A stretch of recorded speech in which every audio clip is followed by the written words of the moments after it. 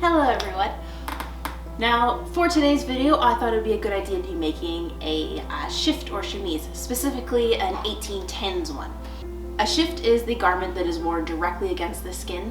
It's like your underwear, effectively is ladies' underwear. And what it does is it acts as one final barrier for warmth with you. You often, especially poorer women, this was the thing you slept in, like your nightgown, as well as what you wore under your clothes. As well as, so it acts as a protective layer for you, but also protects your clothes from you. So this is something that's made out of often linen, sometimes cotton if you're a wealthier woman, but linen's wonderful because it will absorb your sweat and your dirt and grime and all the beautiful things that the human body creates, so that way your clothing that's nicer and more expensive doesn't get ruined. It's like wearing like an undershirt underneath a sweater. So it's that protective layer. Now this particular one that I'm making is a little bit different than others you've seen online, because where you would normally have the gores, so the gores are the part where are the triangles that then spread out and add extra width to the hips, legs area to give you walking space. This one, instead of starting at the waist, like most common shifts do, it actually starts them at the shoulders.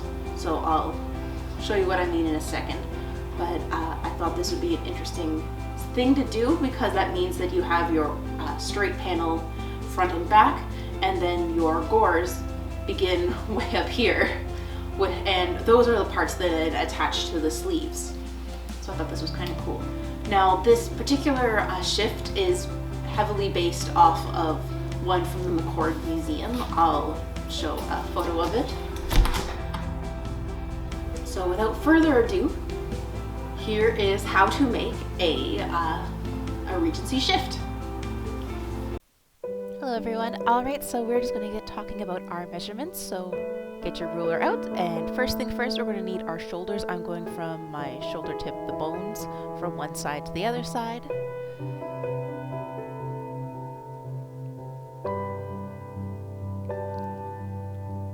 You're also going to need your full length, so I'm just going from the tip of my shoulder all the way down.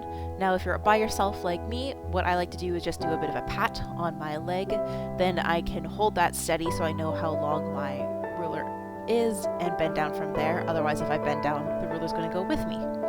Next one is my shoulder and how large I need to make my sleeve. So I'm going from the top of my underarm, making sure it's really nice and tight and snug. You don't need to worry about too much space there, because the gusset will give you ample space.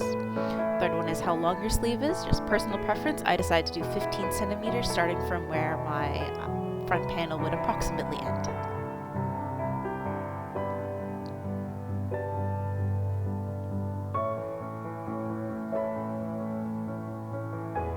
Also doing my bust, just if you're a larger chested woman like myself, you're going to want to make sure your gores are wide enough to give you space there, as my shoulders are not large enough.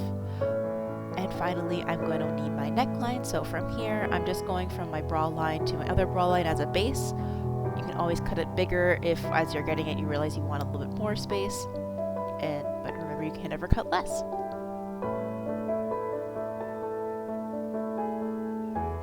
I'm also doing a shoulder tip to bust. That'll again help me with when I'm making my gores. Also make sure I don't go too long when cutting up my ring. So here is what my final measurements ended up being. I just have my little person diagram beside us. So I've decided to make my length approximately 1 meter. I've got my shoulder to shoulder, my bust, everything all written down.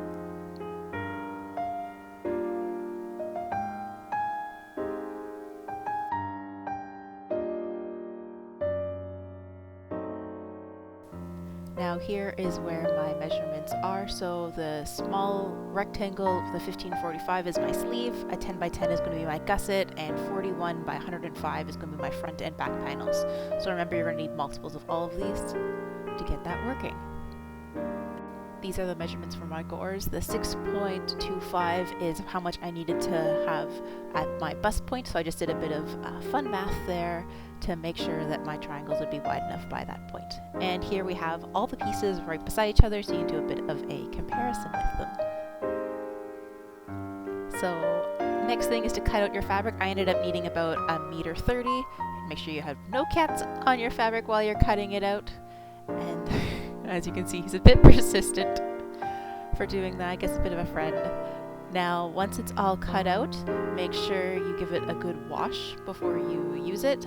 Get any frays or wrinkles out. Unfortunately, it does get a bit frayed and very wrinkly when you're dealing with linen like myself, so make sure to give it a very good ironing. So it's all nice and crisp for when you're cutting out your fabric.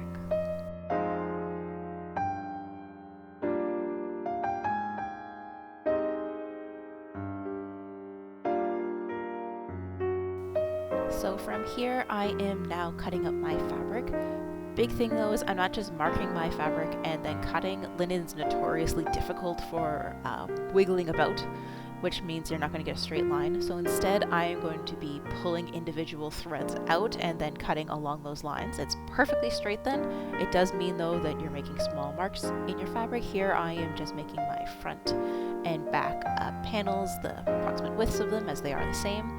The rest of the fabric on the right will be used to make my gores. Now, again, I've made the width of it, so now I need to measure out the length. And because this whole section is going to be part of that length, I'm just going to be marking that and then taking a thread the entire way across. You'll see that in just a little bit. And then just cutting it from biggest pieces to smallest. Here is what I am talking about. So this is a fully pulled thread right there. Looks very teeny tiny. I promise it's not so bad when you're actually doing it. And if you... So after I've made my snip, I just very carefully try to unpluck a piece and pull it. Now from here, I like to use my hands and begin pulling. So see how I'm starting to get wrinkles up top?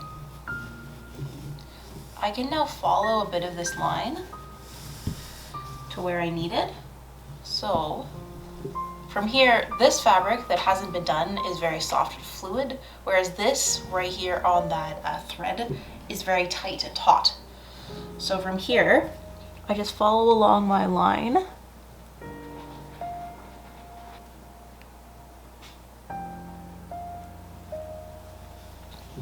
But I can just grab it and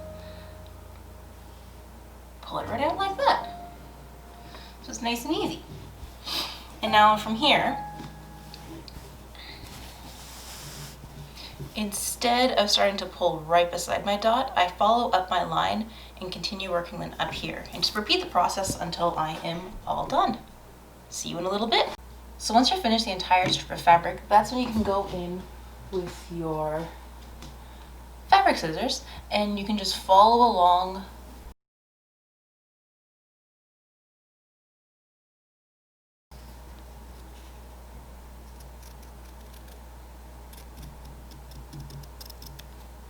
and you just keep going until you're all the way done. This right here is part 1 of my triangles, so I need to cut 4 out, but I just figured I'd show you how to do this, especially when you have something that is very long and thin and doesn't necessarily go fully onto your cutting board.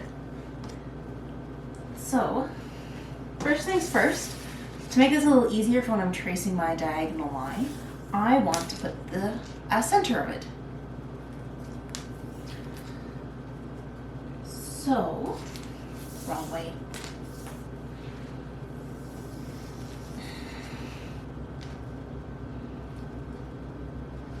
My fabric as it sits is now 108. So half of that is 54. So I'm going to go down to that point, get out some of my chalk, I'm going to go blue today, and just make a tiny mark. Just to be on the safe side, I'm going to do the same thing on the other side. So then I am doubly sure.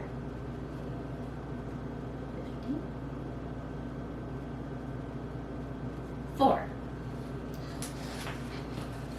Once I've made that,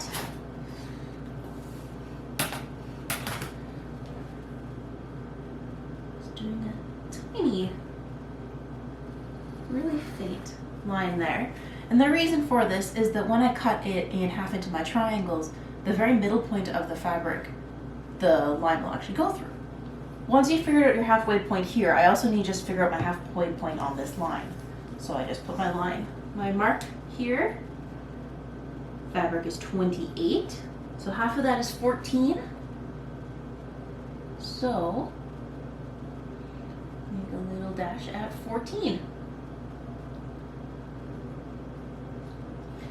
That way, when I'm going across and down, I only have to think about this corner and then there to there, instead of having to think of my entire fabric length. Just makes things a little bit easier for me. I'm going to be a little sneaky because instead of doing a true triangle, I'm going to give a little bit of extra space because on the original, the top here does have a wee bit of a line. So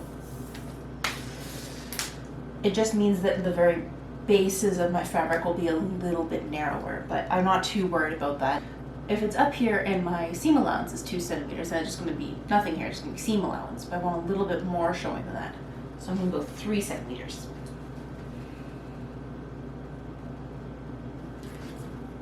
Just have to go from my center point here to my 3 centimeter point way over here. And it should end up being the exact same angle, because then this is identical to this.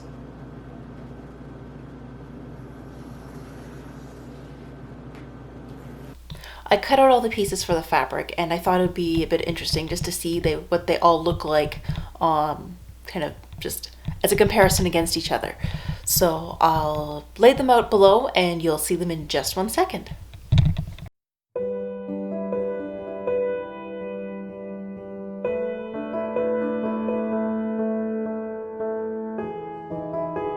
So from here, I am now sewing the gore to my front and back panels. So you use the smallest part of your gore, the tip of the triangle, and that's going to go where your head space is because my head is smaller than my legs. Easy way to remember that. I'm just folding it over and going to be beginning sewing from here. Now, once I've done this, I'm going to do this all 4 times for all 4 sides of my front and back panels.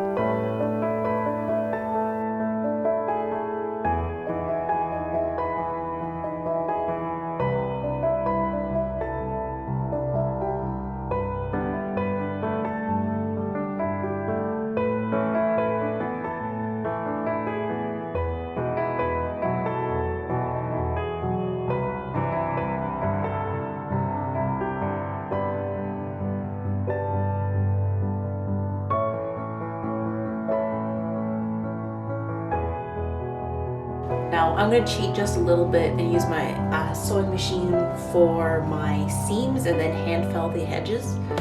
Just going to make things go a little bit faster for me. I will do the neck, I think, just hand sewing so it looks a bit nicer, but for something I'm going to be wearing all the time, I just want to do this a little bit quick and make sure it is never going to get worn out. Now my thread, I am using polyester thread. I know it's not ideal, but I have way too much of it, and a lot of it has been donated or given to me from my grandmother who just doesn't want to sew anymore. And my thought is, why not use this already old but still nice polyester thread on something that I know I'm going to use for however long I continue doing historic costuming, 40 years, and then it's used on a garment that will be worn for 40 years, or like just throw it out. Like, I'm going to use what I have. So when I'm doing this, I want to make sure that I have about a 4/8 inch seam allowance with the centimeter, and then that way it gives me enough to fold it and get the hand filling over. Now for my stitch size, because this is Regency and I really like the tiny stuff, I am going to do a smaller stitch. Also makes it much sturdier for when I'm wearing it.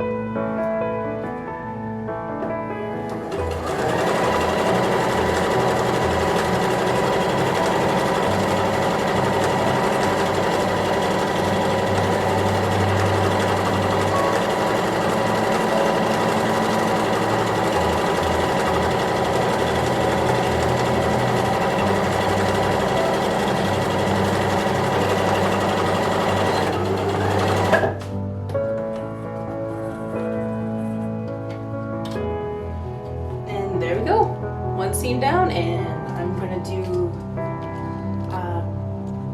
the other 4 of them off camera. So, all right, so now I've sewn my seam together. Now you may be noticing I've got a massive discrepancy here. So what that's from is because this angle right here on my triangle, this is my gore, it is this length is the same as my front piece length. However, anyone that might remember Pythagorean theorem will know that the hypotenuse of a triangle is going to be longer. Just, it is what it is. It takes more time because it's not going straight, it's going across. So that means I have a bit of a edge here. Now I could have sewn this to the equivalent longer edge on my side here, so I'd have my front, back, and then my long piece going down. That would end up creating a really pointed hem because you've got a suddenly very long part, especially when I have this underarm that's going to have the gape with the gusset in it. It's going to be these very long pointy bits. I don't really want that. Also, as this garment is being worn, what's going to happen is that, where did it go? Here it is.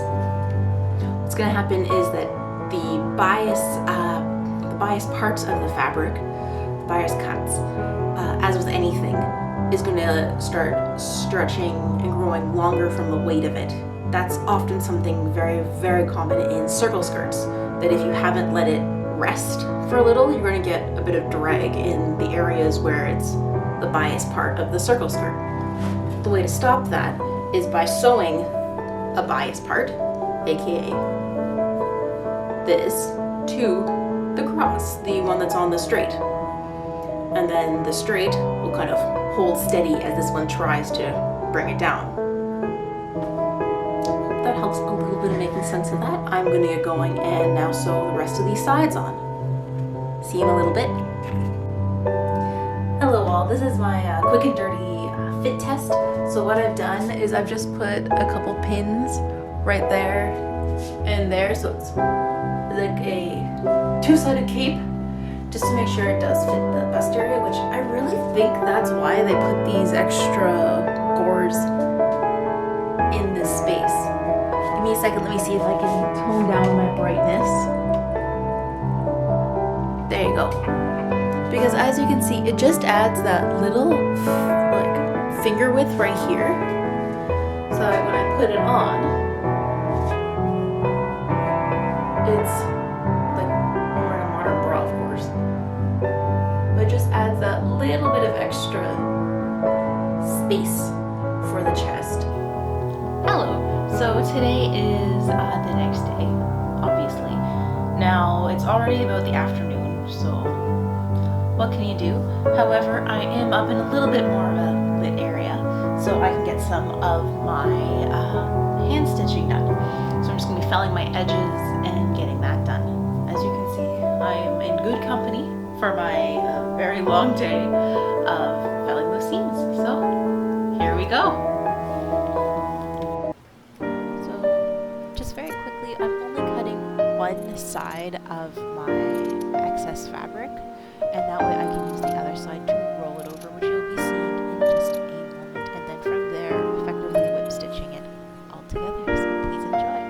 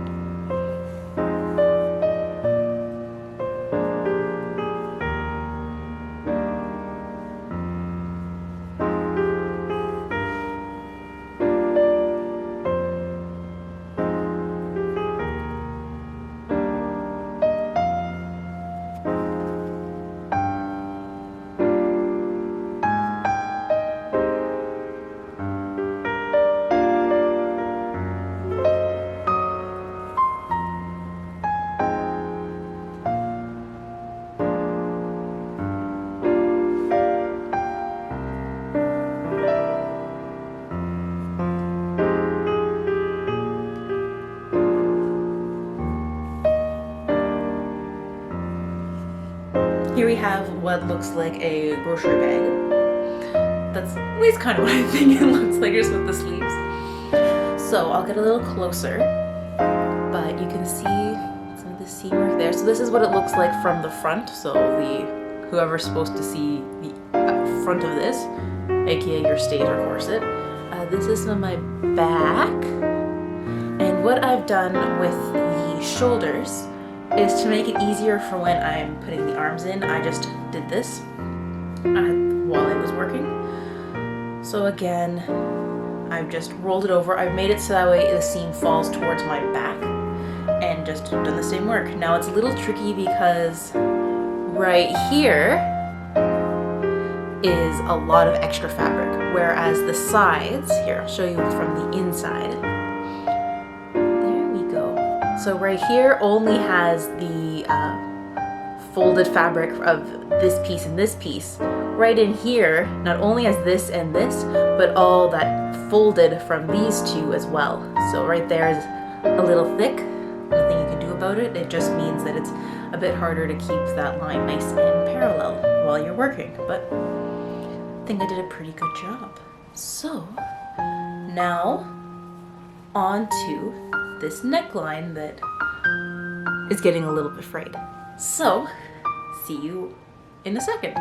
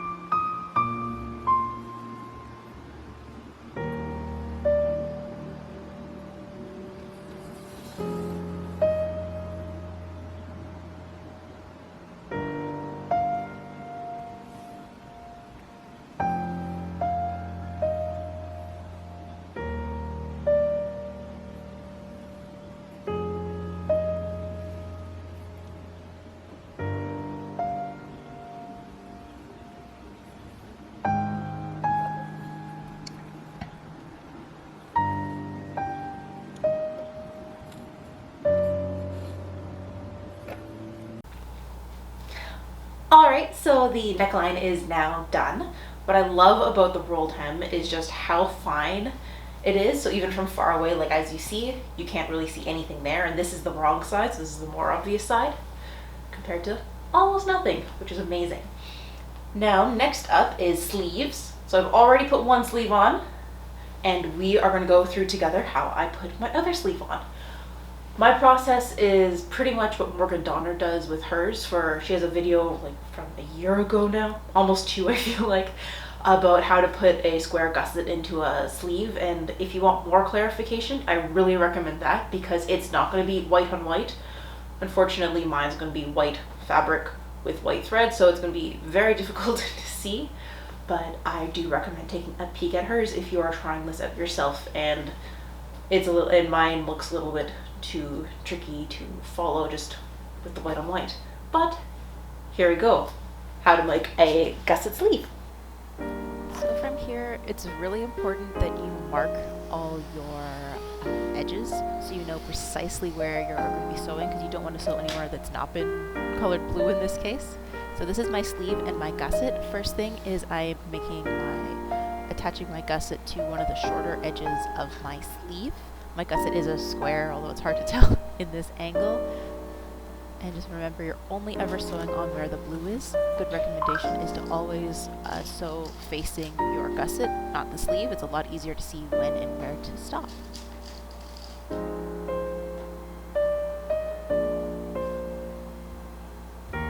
So I'm just going from one corner to the other corner of the blue. Do not go the whole way across. Now here I have sewn that, and now it's next to sew the other side. So I am taking the short sleeve there, which is going to be continuing my sleeve. That little excess fabric, if I had a long sleeve shirt, would be much longer, but short sleeve, so just a little bit of extra. And now I am sewing that the same way I sewed my first side. So it's just this little weird gathering of fabric underneath, because those are the two sides that are beside each other now.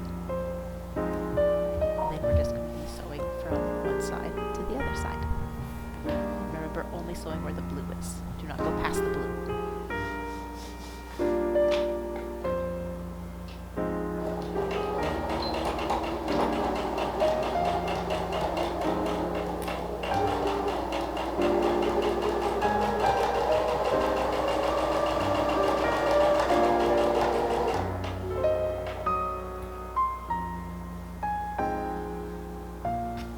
Next step is just sewing down the rest of that sleeve side. So just going from where you started sewing and then sewing both sides together across. Now I have my sleeve finished for the gusset, and I have to sew the sleeve part to the front and back of my chemise. So here, remember that where my machine sewing is, that's the top edge, not where I've done the flat filling. That's been folded over, so it's not technically in the middle. Now I've made a nice fold in my linen, because linen you can practically press it like paper, and it can do this, which is wonderful. Now I do have my blue showing there. I can see it, but it's really hard to see in the video footage, but I can see it through because my linen is so fine.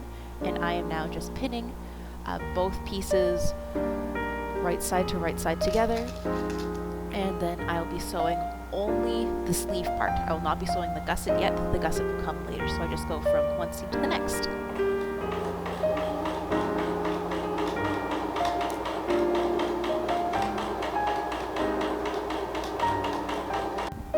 So from here you have the sleeve attached to the body of your shift, but you do not have the gusset attached to the shift. So we've got to get that rolling. So you do this part effectively the same way as you attach the gusset to the sleeve, so one side at a time. From here I am just going from the edge, which is connected to the sleeve, that little corner, and I am pinning it down again, only ever focusing on where I have marked my my blue lines, which is, by the way, a centimeter with a cross, and I'm just going to be sewing on the blue line there to make the thread. Final step, I have now sewn the front and the gusset, so now it's time to do the back and the gusset. In which case, again, it's the exact same trick, although it's now getting a little difficult because you do have the lots of fabric to make sure is out of the way. Good rule of thumb is you should only ever be sewing two pieces of fabric together the whole time you're inserting the gusset into the sleeve. Any more and you've gone too far. Here she is. So I have the sleeves now on, so it actually looks a bit like a shift now. And so from this point, I'll just put it on just like that. And as you can see, it looks not too bad. So I like how these are hitting right on my shoulder tips. When I am not wearing the turtleneck underneath, it does hold up, but I think this is going to do just great. I just wanted to show you. So as you can see, I still have the flat filling to do on this seam.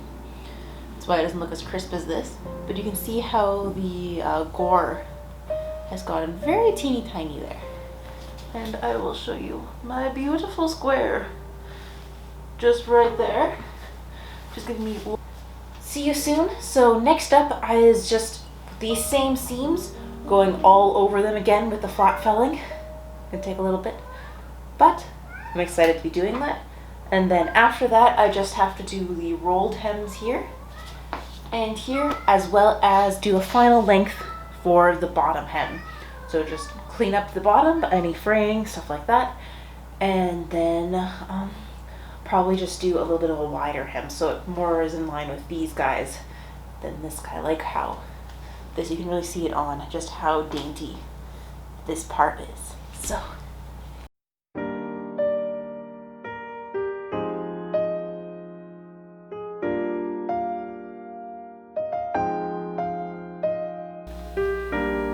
just have this on my hand here.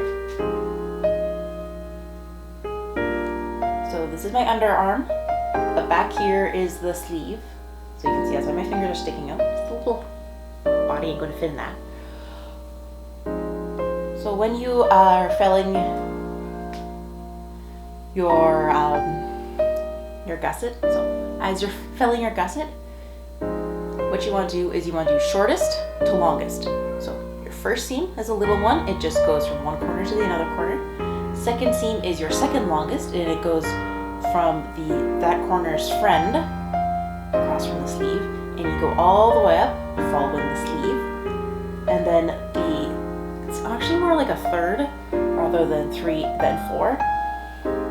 Third one is starts down at the corner, and depending on which way you want your fabric to fold or towards the front or back of you, you start. So as you can see here, I started going up this way, and this seam will continue, and it continues up to the shoulder, and then surprise, it goes back down the following way, so back to that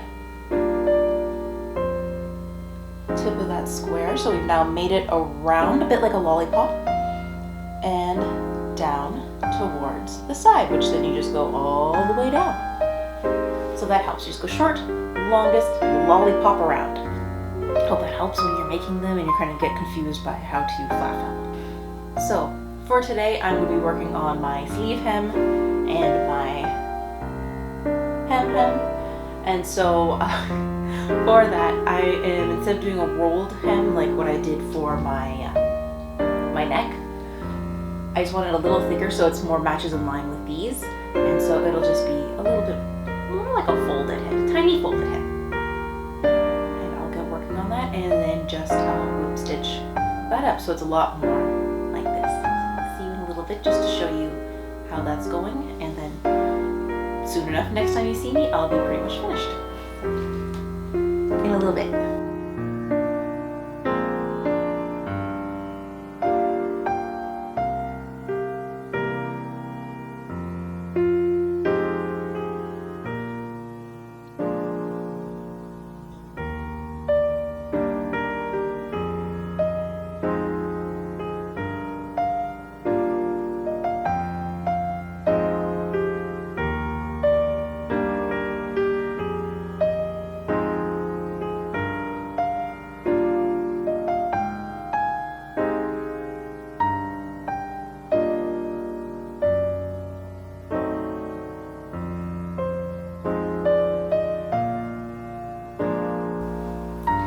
And she's done. So wearing it right now, I'll give a couple full body shots in just one moment. So what I really like is, again, I love this hemline. It's different than the original, but not really mad, because I think this will be nice, especially if on occasion it slightly peeks through, something like that. It's super comfortable to wear. Obviously, can move around. I mean, it's a shift, so you're supposed to be able to do everything in them. And so a quick little back view. And this is it. One thing I decided not to do that's really obvious compared to the original is that on the back of the original it has a little monogram. Makes things very simple, especially if you have a large family that just says like this person's initials. So like this one is for mom, this one is for sister. Like makes it a lot easier when you have a whole bunch of them. I haven't bothered. There's only me in this house that wears them. So I should be good on that front. Maybe a little bit I'll put one on. I just don't want to accidentally, if for whatever reason the bottom of it, or the top rather, is just peeking through, I don't want to accidentally have like half an alphabet on it. So I figured I'll just lay off that for now. Just stick with this. Keep it simple. Maybe I'll add those on at another time. Who knows? But yeah.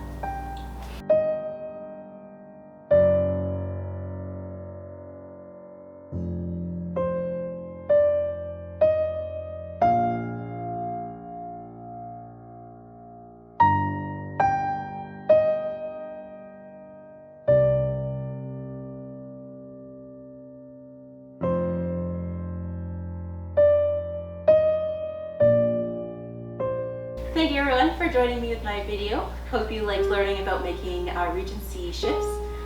If you did enjoy it, please leave a like and a comment down below and subscribe for more. So see you next time at Mrs. Maple's Costuming. Goodbye!